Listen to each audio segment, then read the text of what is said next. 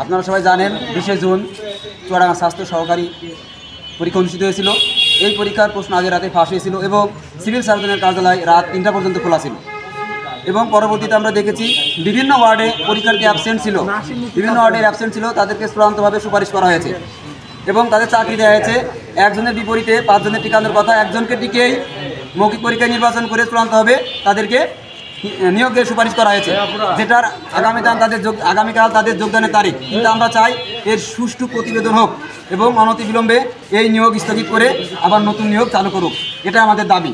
এই জন্য যখন আমরা বিগত দিন দেখছি কিন্তু যে অনুপস্থিত থাকা সত্ত্বেও সে কিন্তু চূড়ান্তভাবে তার ফলাফল চলে এসেছে, সে চূড়ান্তভাবে নিয়োগপ্রাপ্ত হয়েছে। আর সেটা হলো আমার ইউনিয়ন নাগদা ইউনিয়নে 990 আমরা দেখছি যে সে অনুপস্থিত ছিল, থাকা সত্ত্বেও তার কীভাবে চূড়ান্ত সেভাবে নিয়োগ প্রাপ্ত হয় সেটা আমাদের তো বোঝাচ্ছে না।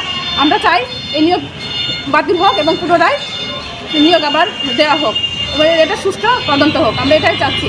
আর আমাদের অবস্থান যে কালকে যে নিয়োগ আছে এই নিয়োগটা স্থগিত হোক। যদি নিয়োগ স্থগিত না হয় এখানে আমরা আমরণ অন্বেষণে বসবো, যে করে হোক নিয়োগ কালকে স্থগিত করতে হবে। তার জন্য আমরা যে পর্যন্ত যেতে হয় আমরা যাব এবং আমরা করবো কাল যেন জয়েন না হয়, আমরা কাল যেন জয়েন না হয় সেজন্য আমরা লিখিত সব জায়গায় আবেদন দেবো বা হাইকোর্টে আমরা রিট করবো। আমার নাম রাকিব হাসান, আমি হাওলি ইউনিয়নের ক্যান্ডিডেট ছিলাম একজন, কিন্তু আমাদের ইউনিয়নের সর্বোচ্চ দুর্নীতি হয়েছে। এখানে প্রশ্ন ফাঁস হয়েছে, যারা প্রশ্ন পেয়েছে তারা নাম্বার পেয়ে ভাইভা দিয়ে তারা চাকরি পেয়েছে। আমরা যোগ্য প্রার্থী থাকা সত্ত্বেও আমাদের হয়নি। আর তাছাড়া আমরা 24-এ যে আন্দোলন করেছিলাম সেই আন্দোলন আমরা দুর্নীতির বিরুদ্ধে করেছিলাম, কিন্তু 24-এর পরবর্তী সময় এসেও দেখতে আমরা সেই দুর্নীতি আমরা মেনে নিতে চাই না। আমরা শেখ হাসিনার পতন ঘটিয়েছিলাম, দুর্নীতি করেছিল বলে সেই বিরুদ্ধে আমরা দরকার হয় ডক্টর ইউনূসেরও পতন ঘটাবো দুর্নীতি করতে থাকলে।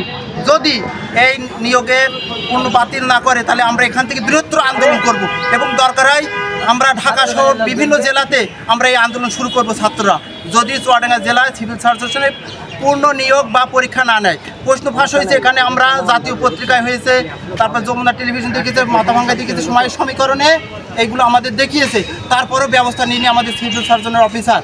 এই জন্য আমরা এই অফিসারের পদত্যাগ দাবি করি এবং এই দুর্নীতির বিরুদ্ধে আমরা সর্বোচ্চ ত্যাগ স্বীকার করতে রাখি।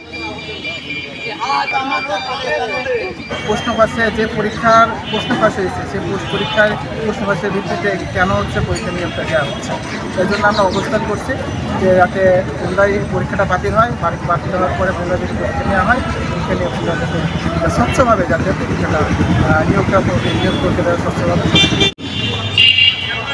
আপনারা জানেন যে চুয়াডাঙ্গা স্বাস্থ্য সহকারী 39টা নিয়োগ যেটা হয়েছে এটা প্রথম দিন থেকে অস্বচ্ছতা ছিল। সোশ্যাল মিডিয়াতে আমরা দেখেছি যে যারা পরীক্ষার্থী ছিল 13,000 পরীক্ষার্থী, তাদের সবাই আর কি মোটামুটি এটা নিয়ে সোচ্চার ছিল। আমরা চেয়েছিলাম যে জুলাই পরবর্তী নতুন বাংলাদেশে একটা সবার গ্রহণযোগ্যপূর্ণ একটা নিয়োগ ব্যবস্থা হবে, 39টা পরিবারের বন্দোবস্ত হবে। কিন্তু সেখানে আমরা প্রচণ্ড রকমের অস্বচ্ছতা দেখেছি। টাকা অনৈতিক লেনদেনের আমরা স্টুডেন্টদের কাছ থেকে লেনদেনের কথা শুনেছি, জনতার কাছ থেকে আমরা জেনেছি যে আগের রাত্রে প্রশ্ন ফাঁসের যে ব্যাপারটা এটাও বেশ চরম। তো সব কিছু মিলিয়ে স্বাস্থ্য অধিদপ্তর থেকে 3 জন সদস্য বিশিষ্ট যে কমিটি দেওয়া হয়েছে এটা তদন্ত করে তদন্ত রিপোর্ট দেওয়ার পরে কেন এই নিয়োগ প্রক্রিয়াটা চালু করা হচ্ছে না। আগামীকাল 7 তারিখে কেন নিয়োগ হচ্ছে এবং এর মাঝে তদন্ত কেন চলছে, নিয়োগটা বন্ধ করে না তদন্তটা করা হবে। আমরা এটার বিরুদ্ধে অবস্থান নিচ্ছি। চুয়াডাঙ্গা বৈষম্য বিরোধী ছাত্র আন্দোলন আমরা চাই স্বচ্ছভাবে এই নিয়োগ প্রক্রিয়াটা হোক, এই নিয়োগ প্রক্রিয়ার মাধ্যমে যারা হচ্ছে এটা বন্ধ হোক, নতুন করে পরীক্ষা নিয়ে এই চুয়াডাঙ্গাবাসীর উপরে যে নিয়োগ প্রক্রিয়ার মাধ্যমে যে বৈষম্য করা হয়েছে এই বৈষম্যটা দূর করা হবে। ধন্যবাদ।